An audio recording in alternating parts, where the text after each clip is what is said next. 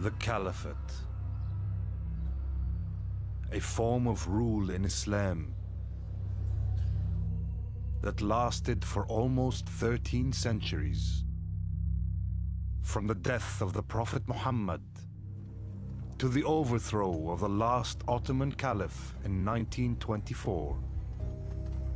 The Arabic term for caliph is khalifa, which actually in essence simply means a successor or a deputy. The ruler of the Islamic world would call himself Khalifat Rasulullah, the successor of God's messenger. Through the centuries, the title of caliph is a term that has been used and at times abused. In June 2014, a militant group calling itself the Islamic State in Iraq and the Levant, or ISIL, declared the establishment of a caliphate, a call rejected by most Muslims around the world. ISIL reached into the past to appropriate the title of caliph. The group claimed its leader, Abu Bakr al-Baghdadi, as a descendant of the Prophet Muhammad's own tribe, the Quraysh. أنت ممكن تقول أنا عربي قرشي وأنا ممكن أقول عربي قرشي. لكن حتى لو قلت أنا عربي قرشي ولا يوجد لدي شعبية أو قبول بالعالم الإسلامي، ماذا يفيد هذا اللقب؟ This is the story of how the title of caliph began in the Prophet's tribe, and how, 9 centuries later, the title was used by people of a different race. How different dynasties rose and fell, ending with the decline of the Ottoman Caliphate.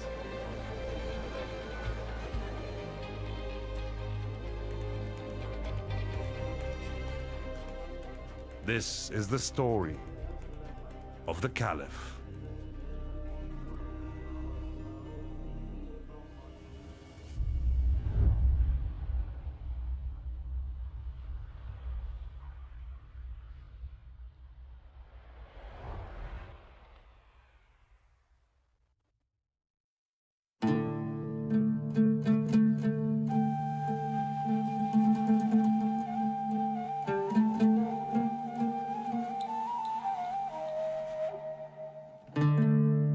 Mecca, Saudi Arabia, the holiest city of Islam.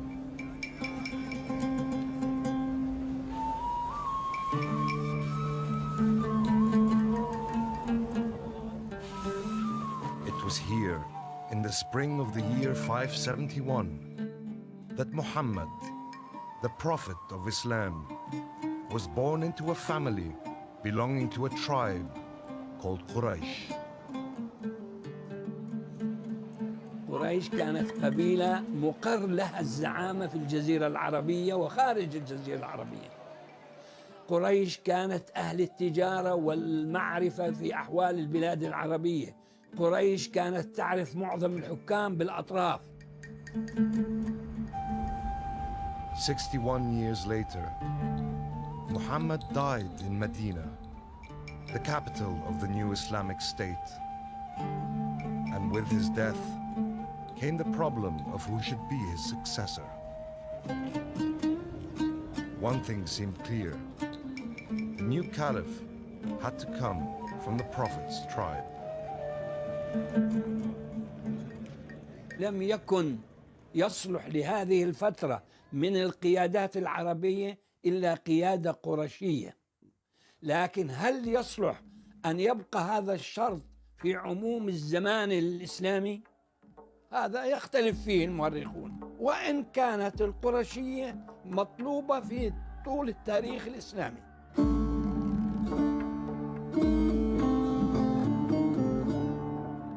For 300 years after the Prophet's death, the caliphate remained in his tribe.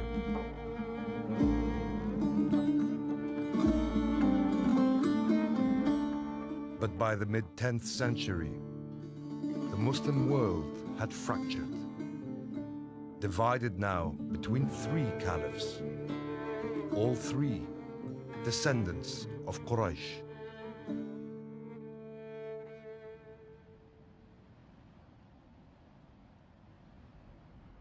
In centuries to come, one by one, each of those three caliphates would crumble and fall.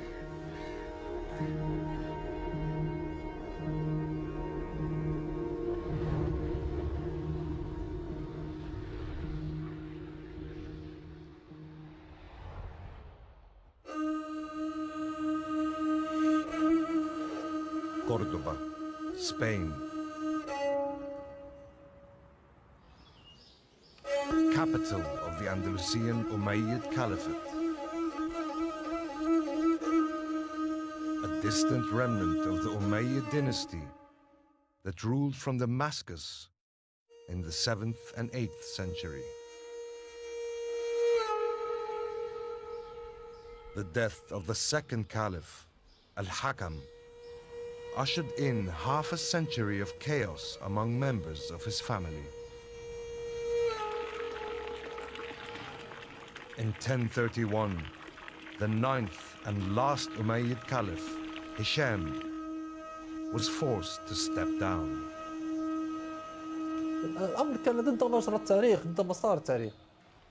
كيف يعقل أنك منبوذ بين قوسين داخل محيطك الإسلامي وتسعى إلى إقامة دولة بديلة في نقطة نائية من الأرض هي بلاد الأندلس؟ فأنت لا يمكنك أن تساهم في التأصيل دينيا لمصداقية خطابك حول الخلافة، وسياسيا لا يمكنك أن تجمع كلمة المسلمين كلهم في كل نقاط الأرض تحت راية واحدة هي راية الخلافة الأموية.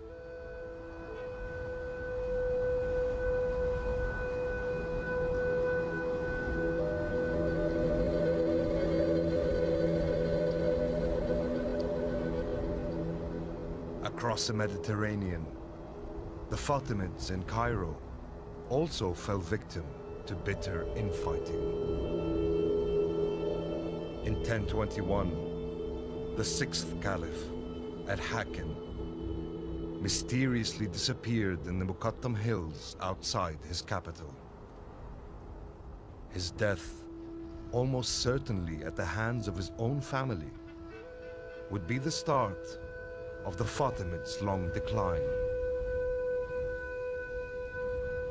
From the late 11th century onward, the Fatimid Caliph is increasingly losing control of affairs, and that the political and military elites are starting to take over the state de facto.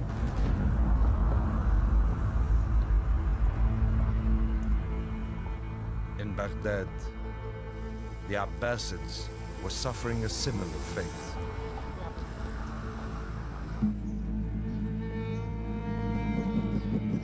By the middle of the 11th century, the Seljuks, a rising Turkic dynasty, had seized control of the caliphate. السلاجقة حققوا انتصارات خاصة على الروم وكونوا إمبراطورية قوية، لكن الخلافة فيها لم يكن لها أي دور، وإنما كان شخصا برضو له السلطة الإسمية والشرعية. The Seljuk rulers were the first to take the title Sultan, an Arabic word meaning authority.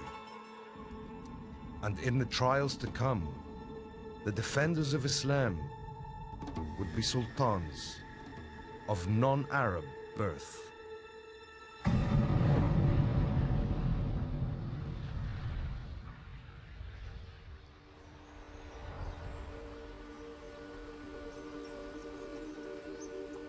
Clermont, France.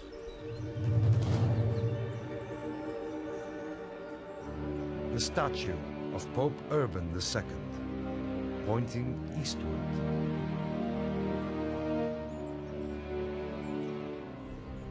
In November 1095, from this city, he launched a Christian campaign to recapture Jerusalem and the Holy Land from the Muslims. The Crusades. Clermont was planned by the Pope to be an assembly where he reasserts his authority to declare war. In 1096, the Crusaders set out on an arduous overland eastward journey.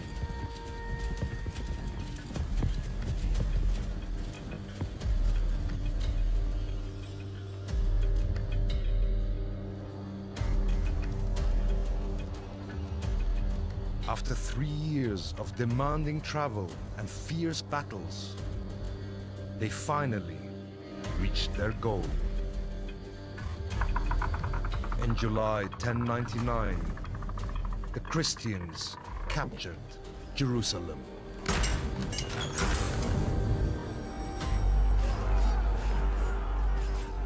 There was a major massacre. Muslims died, Jews died, even some Eastern Christians who the Europeans didn't recognize as Christians died. And the chroniclers, from the Crusaders' perspective, present this as vengeance for the blasphemy that these Saracens had done to Jesus' holy city of Jerusalem. 4.5 centuries earlier, Jerusalem had surrendered to the second caliph of Islam, Omar. But in 1099, as Muslims sought to confront the marauding Crusaders, Islam faced a burning question. Where was the caliph?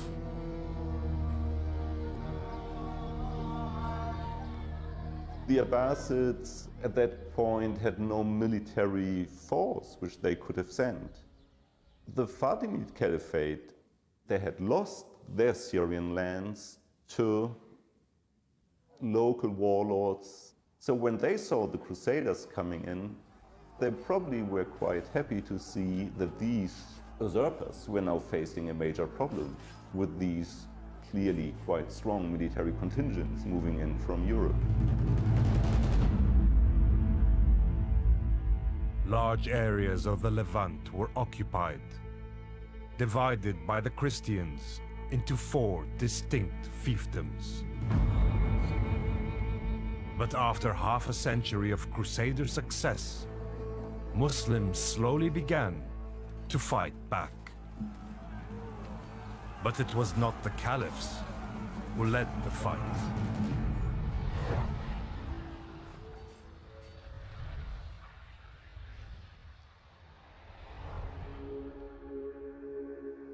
Damascus, Syria. In the middle of the 12th century, this city was the capital of the Zingids, a Turkic dynasty founded by Ahmed ad-Din, the governor of northern Levant.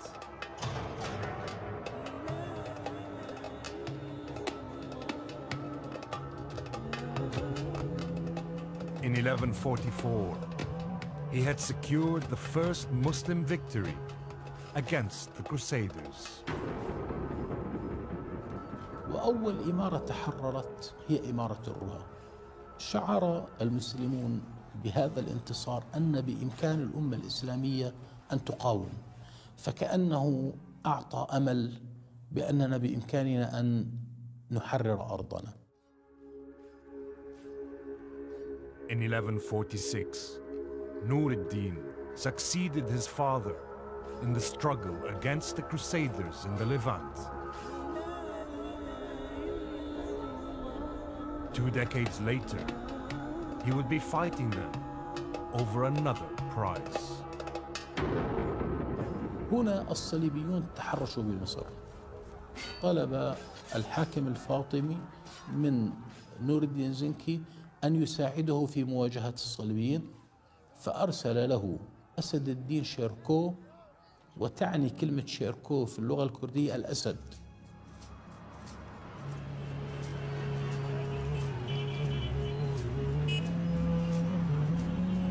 After 5 years of battle, Shirkuh, Nur ad-Din's Kurdish general, succeeded both in defeating the Crusaders and seizing control of the Fatimid Caliphate.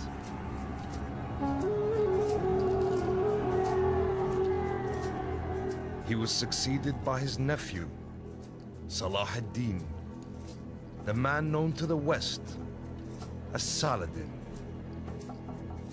Salah ad-Din started his political career as the wazir of the Fatimids, so he had to acknowledge the supremacy of the Fatimid caliph for 2 years.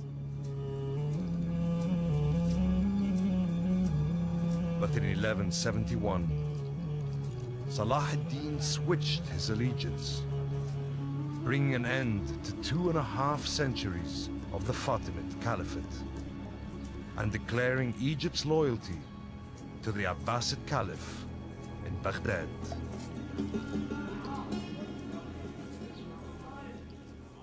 Why Salah ad-Din did this is that most certainly Salah ad-Din had one problem, that he had no legitimacy. So the main selling point for Salah ad-Din throughout his career was the Abbasid Caliphate.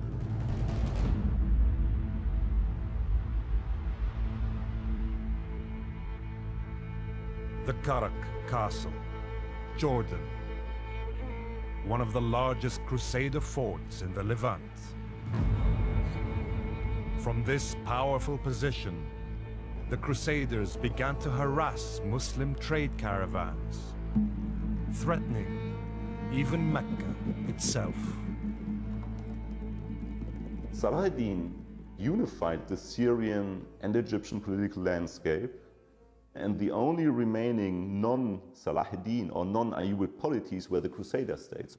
So it was natural for him to move against them. In July 1187, here in northern Palestine, at a place known as the Horns of Hattin, Salah ad-Din's forces crushed the Crusaders.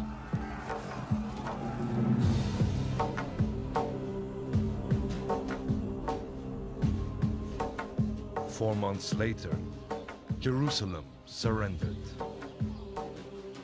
This time, not to an Arab caliph, but to a Kurdish sultan. العبرة بالسلطان، مش عبرة كلمة خليفة وغير خليفة. خليفة العباسي كان مهملا، كان ضعيفا، كان غير مكترث بشؤون المسلمين بشكل عام، لكن صلاح الدين أثبت وجوده، قام بواجبه، فأصبح هو الحاكم. The defeat at Hattin was a turning point for the Crusaders. Driven back to a strip of Mediterranean coastline, they consolidated their position with massive castles at strategic points like Sidon in Lebanon. But just as this threat to the Islamic world was subsiding, a danger of even greater proportions was gathering strength. This time, in the east.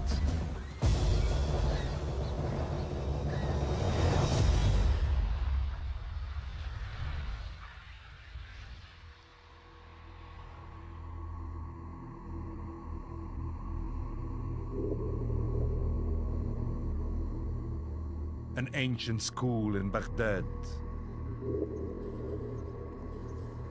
built by the Abbasid Caliph Al-Mustansir. It was part of a desperate effort to recapture the golden age of the early Abbasid Caliphate. In 1242, Al-Mustasim succeeded his father as the 37th Caliph. But he would soon face a new danger: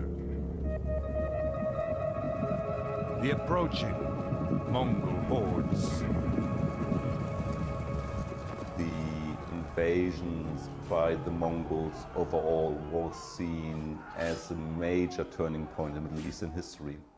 And when the Mongols came, there was a clear sense of the way of how things had been, they will not continue to be. In January 1258, the Mongols reached Baghdad. Within 2 weeks, the Abbasid capital had been brought to its knees.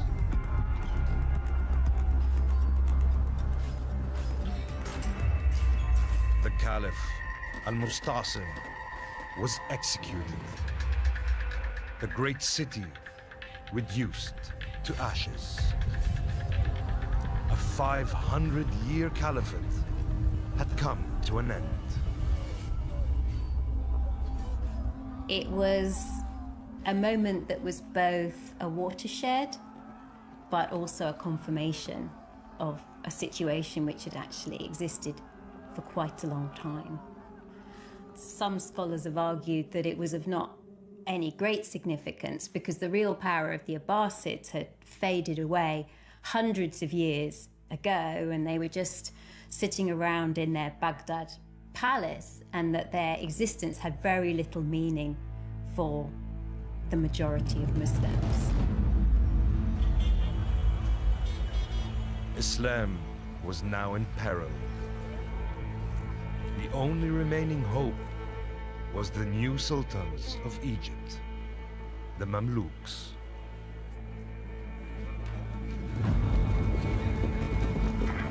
Brought as slaves from Central Asia to form an army for the Ayyubids, they had supplanted Salah ad-Din's dynasty. In September 1260, here at Ain Jalut in Palestine, the Mamluk army met the Mongols in battle. It was a decisive victory for the Muslims. The Mamluks had saved the Muslim world, and their tenuous legitimacy was about to be strengthened.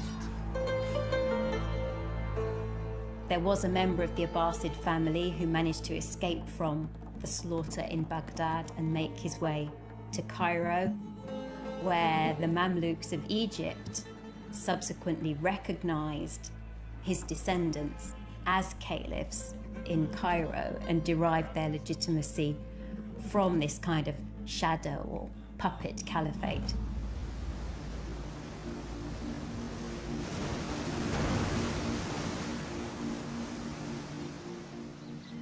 Bolstered by the caliph's endorsement, in 1291, the Mamluks put an end to 2 centuries of Christian crusades. Acre, the last Crusader fortress on the Mediterranean, was captured.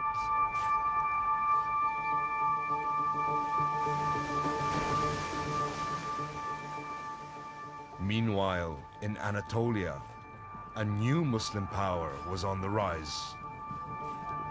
A power which would carry the banner of Islam to the gates of Constantinople.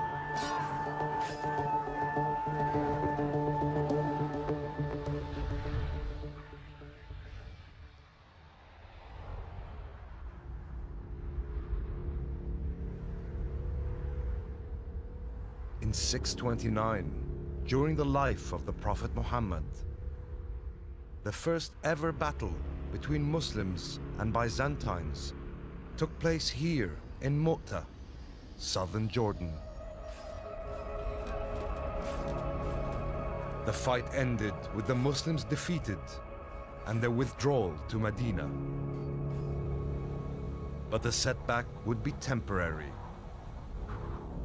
The great prize of Constantinople still beckoned. Zira İstanbul denildiğinde akla Peygamber Efendimiz ve onun meşhur fetih hadisi geliyor. لَتُفْتَحَنَّ الْقُسْطَنْتِنِيَّ وَلَنِيمَ الْاَمِيرِ اَمِيرُهَا وَلَنِيمَ الْجَيْشِ ذَلِكَ الْجَيْشِ. Bütün İslam hükümdarlarının temel gayesi İstanbul'u fetihti. If you read Arab geographers of the 10th and 11th century, Constantinople is described as the apple, the ultimate prize that someday Muslims will win. And often the taking of Constantinople is presented in almost apocalyptic terms as something that will bring on the final victory of Islam.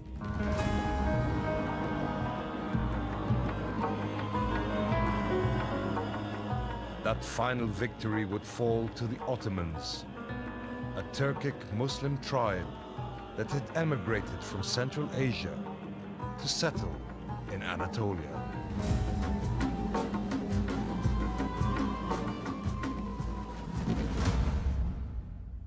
Fatih Sultan Mehmet'e geldiği zaman artık bütün şartlar maddi manevi ve Fatih Sultan Mehmet de bütün idealini İstanbul üzerine kurdu.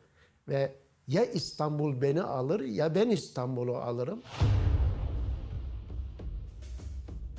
In April 1453, Mehmed's army laid siege to the great city.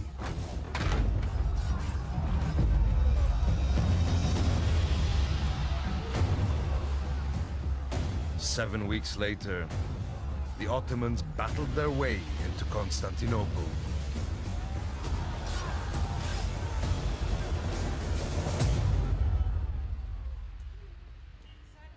And as the victorious Sultan entered the city through this gate, an 800-year-old prophecy had come to pass.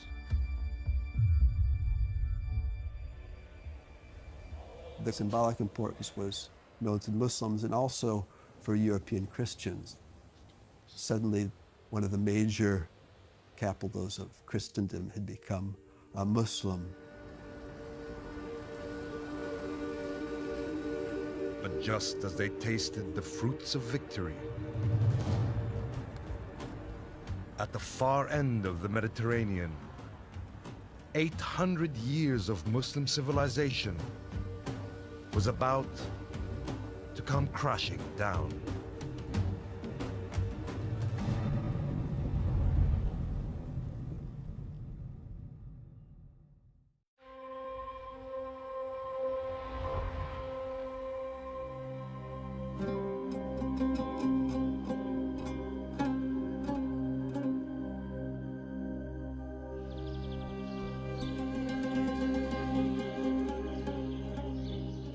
The Alhambra, a Muslim citadel and palace.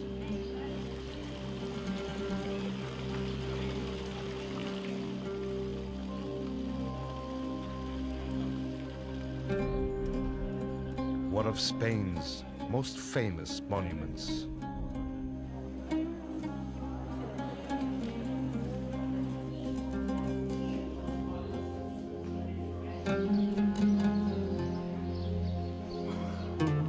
For more than 2.5 centuries, this palace in Granada was the seat of the Nasrids, the last Muslim dynasty in the Iberian Peninsula.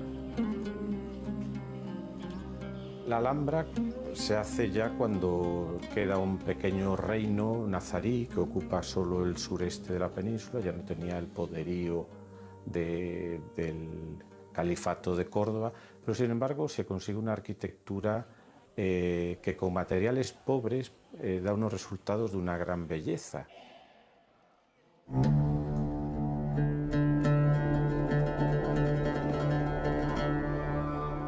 In the early 8th century, Muslims conquered most of the Iberian Peninsula, the province they called Andalusia.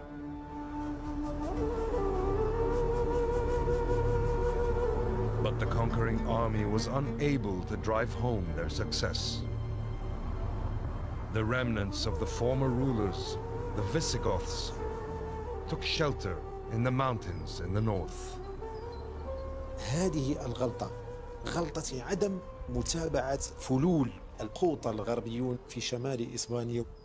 العرب لم يكونوا على دراية كاملة بتضاريس الغرب الإسلامي. mountains of northern Spain would become the cradle of new Christian kingdoms.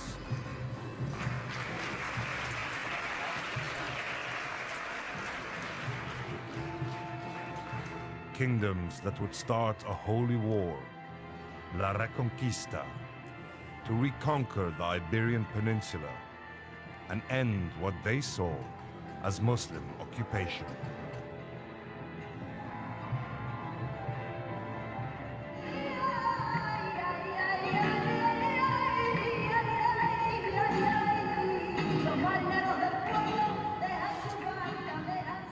كانت هناك صحوة وكان هناك دعم ديني ورمزي للجيوش التي كانت تقاتل في إسبانيا. وكذلك كان الأندلس يعني ينخرها نوع من الفساد، نوع من العنصرية، نوع من الصراعات حول الحكم، نوع من الصراعات الإثنية. In 1031, after the fall of the Umayyad Caliphate of Cordoba, Andalusia broke up into several minor city-states, easy prey for the Christian kingdoms. Help was needed from across the Mediterranean.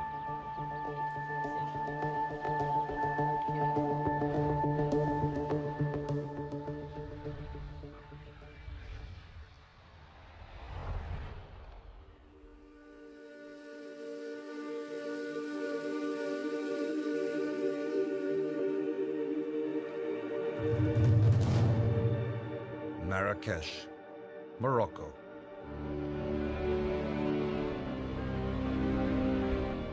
Founded in the 11th century as capital of the Moravids. This Berber dynasty and its successor, the Almohads, crossed the sea to Andalusia to confront the threat from the Spanish Christian kingdoms. كان المؤرخون يذهبون إلى أن مصداقية أو شرعية الدولة تتحدد بمدى تجند المغاربة والدولة الموحدة في نجدة إخواننا المسلمين في بلاد الأندلس. والسلطان أو الحاكم الذي لا يتحمل مسؤوليته الجهادية في الدفاع عن إخواننا في بلاد الأندلس تصبح شرعيته موضع تساؤل. For more than a century, the Reconquista was held at bay. Until the year 1212, when the Christian kingdoms of Castile, Navarre, Aragon and Portugal united against the Muwahids.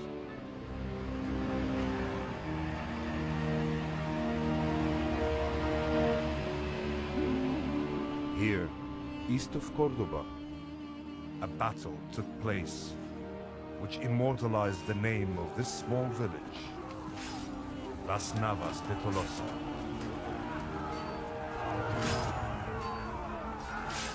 Almohad forces were heavily defeated by the united Christian armies. هذه الهزيمة لم تكن هزيمة كارثة بالنسبة للمسلمين في الأندلس، ولكنها كانت كذلك كارثة حتى بالنسبة للدولة المغربية.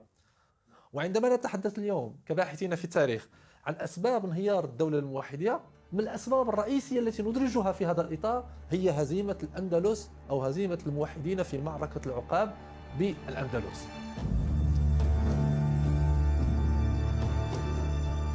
Christian forces continued to press southwards, and by the late 13th century, the Muslim presence in Spain was reduced to the tiny Nasrid kingdom of Granada. كانت غرناطة هي بلاد كل الفارين من الأندلس من يهود ومسلمين. هذه المدينة يعني بقاؤها كان مرتبطا بمجموعة من المعاهدات ومجموعة من الاتفاقيات التي كانت موقعة بين الطرفين حول يعني ضمان يعني التبعية والولاء، والمسألة مرتبطة بأتوات وضرائب إلى غير ذلك، كأنهم يؤدون لهم مالا من أجل تجييش جيوش من أجل محاربتهم.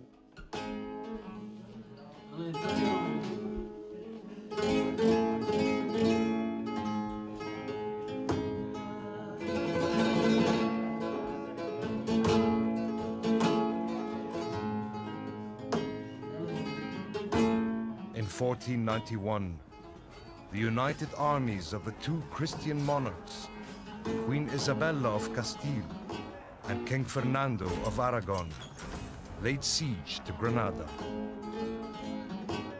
Muhammad XII, the Nasrid Sultan, sent a desperate request for help.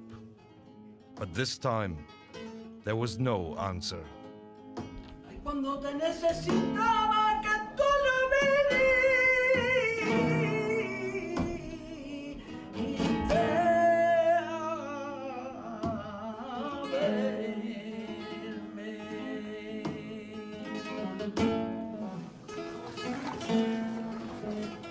With no sign of help appearing, the city surrendered to the Spaniards. y tan solo te bastaba, ay, con que cruzara el puente cuando te necesitaba, que tú no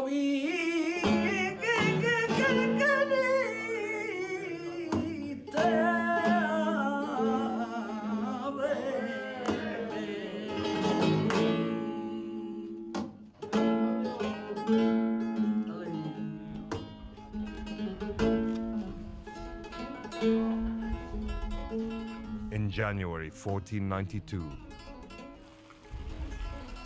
the Spanish entered Granada.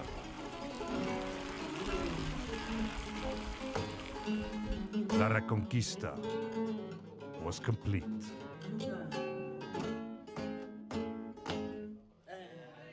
ثمانمائة 22 عاما من الإصرار. كانوا أفرادا، أصبحوا جماعات، أصبحوا دولا، أصبحوا إمارات، فكونوا جيوشا فعادت الأندلس إليهم. أما نحن كنا العكس، كنا دولا فأصبحنا أفرادا فضاعت الأندلس.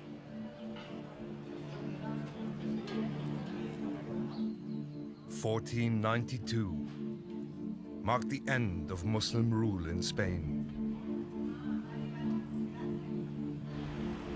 That same year, Christopher Columbus arrived back in Granada. He brought news of his discoveries to his sponsor, Queen Isabella. A new world was about to open to the Christians. While the Muslims were about to start fighting each other over an old title, the caliph.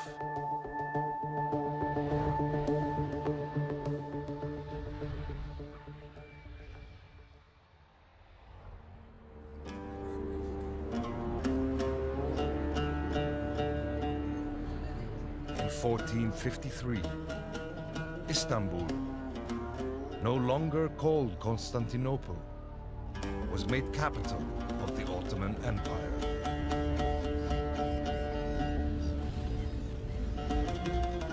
An empire that had already made inroads into Christian Europe.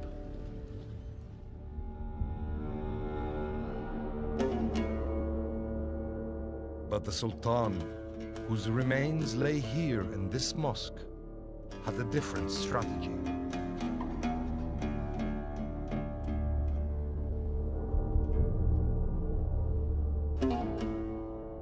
Selim I came to power in 1512. 5 years later, he had toppled the Mamluk dynasty in Egypt and tripled the size of the Ottoman Empire. When the Ottomans conquer Egypt, they take over from the Mamluks. They can claim to be protectors of the holy Muslim sites, Mecca and Medina, and they, if you like, inherit the mantle of being caliphs from this shadow line of Abbasid caliphs in Cairo. Sultan Selim işte orada şey diyor, halifeliği getir diyor. Yani bildiğim kadarıyla İstanbul'a geliyor. Bazı rivayetlere göre bu halife devretti ve Kahire'ye geri döndü. Bir ikinci rivayette İstanbul'da idam edildiğine dair. 2 tane rivayet var. Bu 2 rivayetin hangisi doğru? Çünkü Osmanlı kaynaklarında bu konuda elimizde kayıt yok.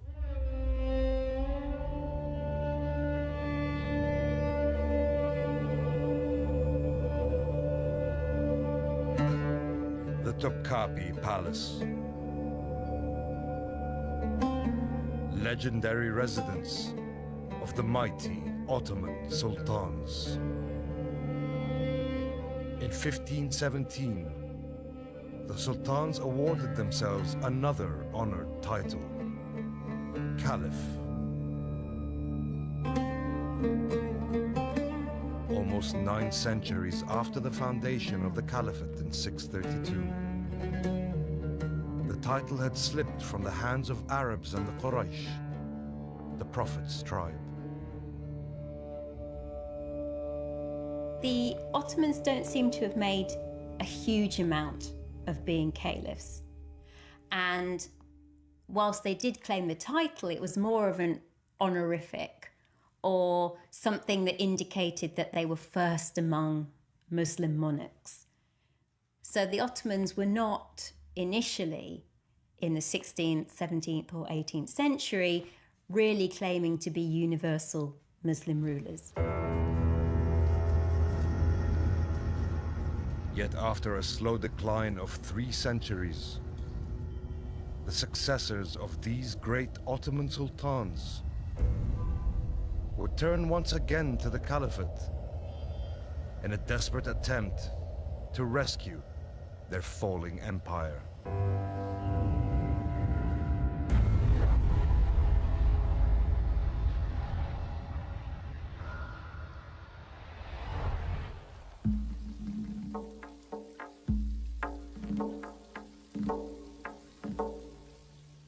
Yildiz Palace, Istanbul, the residence of Sultan Abdulhamid II, who came to the throne in 1876.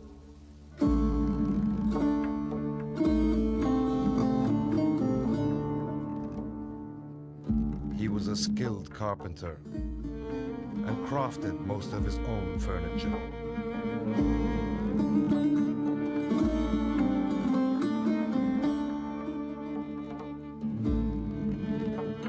As he chiseled and planed, the carpenter sultan was contemplating the gradual loss of territories.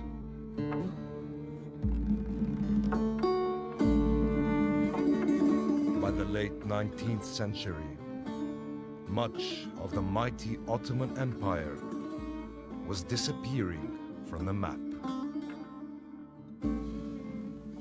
حاول السلطان عبد الحميد إحياء الخلافة ولقب الخلافة بأسلوب مختلف عن طريق طرح فكرة الجامعة الإسلامية.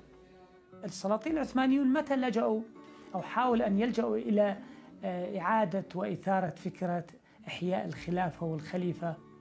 عندما بدأت الدولة العثمانية تعاني، عندما بدأت تسقط منها كثير من البلاد. السلطان عبد الحميد خدم الدولة العثمانية في أمور كتير.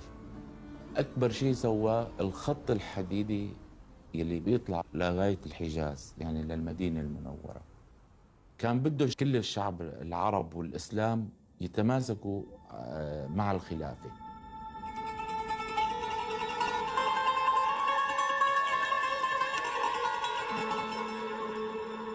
But the Sultan's attempt to exploit the spiritual power of the title caliph could not save him. In 1909, Abdul Hamid was deposed. Mehmed Rashad was installed as the 35th Sultan of the Ottoman state. And though his coronation was marked by lavish traditional festivals, in truth, he was powerless. 1909'dan itibaren Osmanlı Devleti değişti. Yani Osmanlı Devleti'ni artık padişahlar idare etmiyor. halife idare etmiyor. İttihat ve Terakki dediğimiz bir hükümet idare ediyor. Bir junta hükümeti idare ediyor.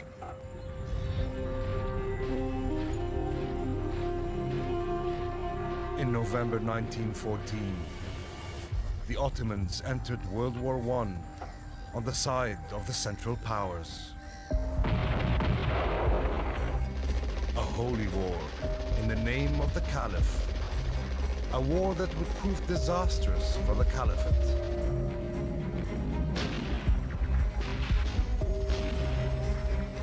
On the other side of the trenches, Western powers saw an opportunity.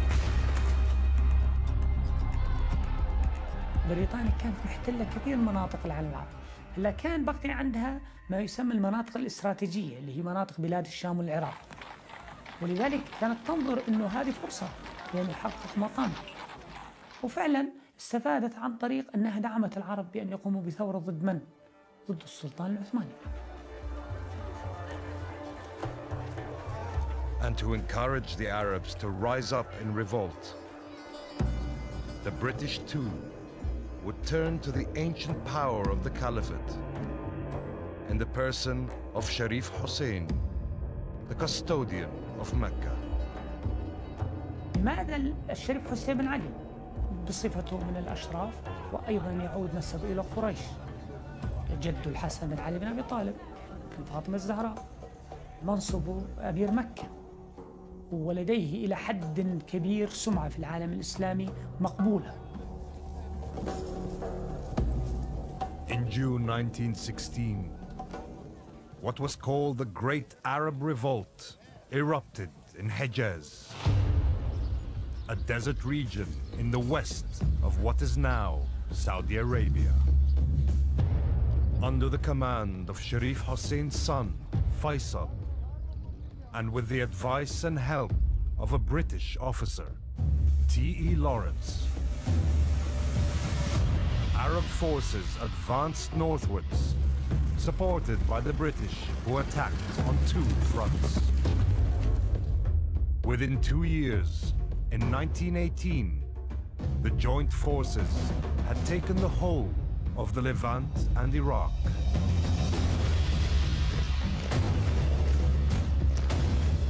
In October of that year, an armistice was concluded. The Ottomans had suffered a humiliating defeat.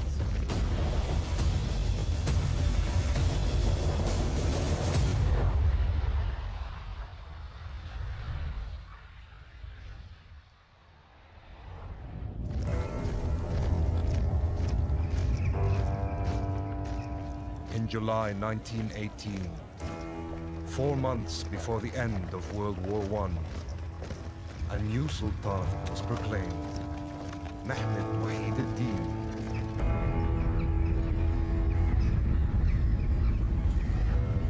He was to rule over what was left of the Ottoman Empire, virtually nothing, Anatolia and Istanbul. But even this would soon be lost.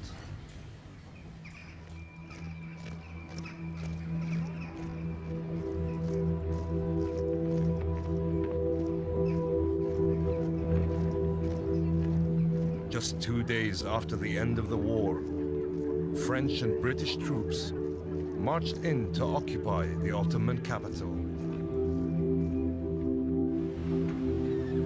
Anatolia was divided between the Western powers.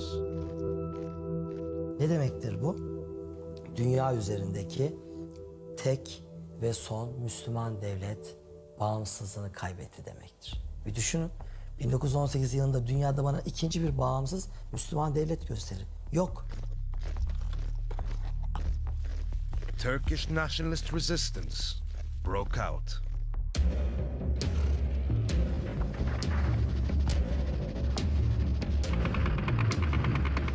After 3 years of bloody fighting, the Turks succeeded in liberating Anatolia.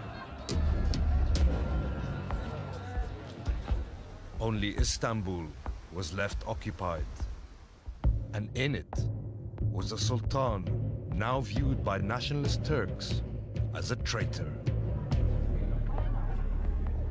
Nitekim Kurtuluş Savaşı'nın kazanılmasıyla birlikte ilk defa olarak halifeye karşı söylemler başladı. Seni istemiyoruz. Zira padişaha karşı padişah aynı zamanda sanki vatanın kurtulmasını istemeyen, sanki Kuvayi Milliye hareketine karşı gibi gösterilen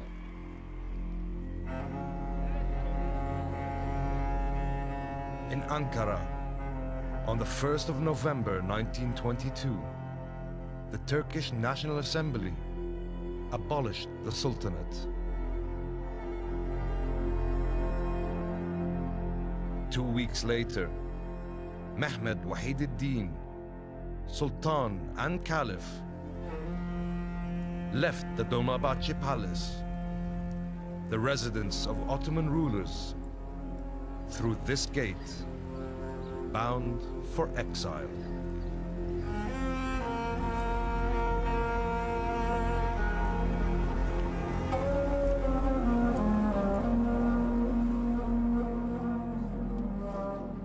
Abdülmecid II was chosen to hold the now largely symbolic title, caliph.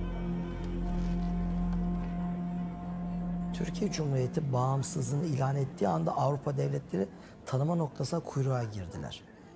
Sebep neydi? Demek ki orada yapılmış bir takım anlaşmalar vardı. Bunlardan biri de halifeliğin kaldırılmasıydı. İslam dünyası derbeder olmalıydı, başıboş olmalıydı, her kafadan bir ses çıkmalıydı ve rahat yönetilebilmeliydi.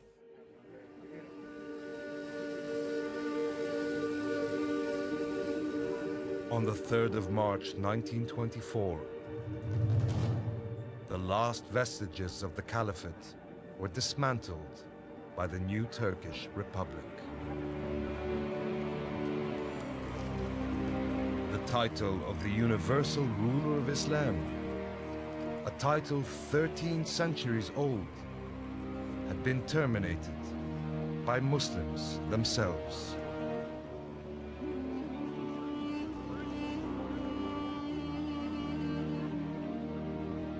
Abdülmecid, the last Ottoman caliph, was sent into permanent exile.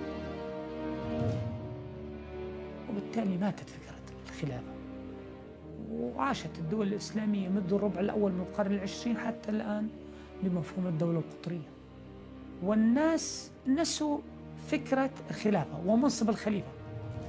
لم يذكرهم به إلا الفترة الحالية البغدادي ولم يتعاطفوا معه كثيرا.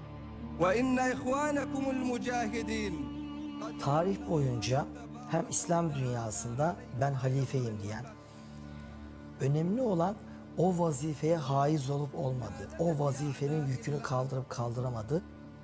Yani işte Suriye'de etrafına topladı, işte birkaç bin adamın başındaki biri kalkmış ben halifeyim demiş ya da bir başka yerden birisi. Bunlar bizi çok ilgilendirmiyor. The caliph is meant to be a universal figure who draws support from the Muslim community as a whole. That is obviously not the case with Abu Bakr al-Baghdadi. The historical record also shows that when people can't gain broad-based consensus, their caliphate automatically becomes invalid.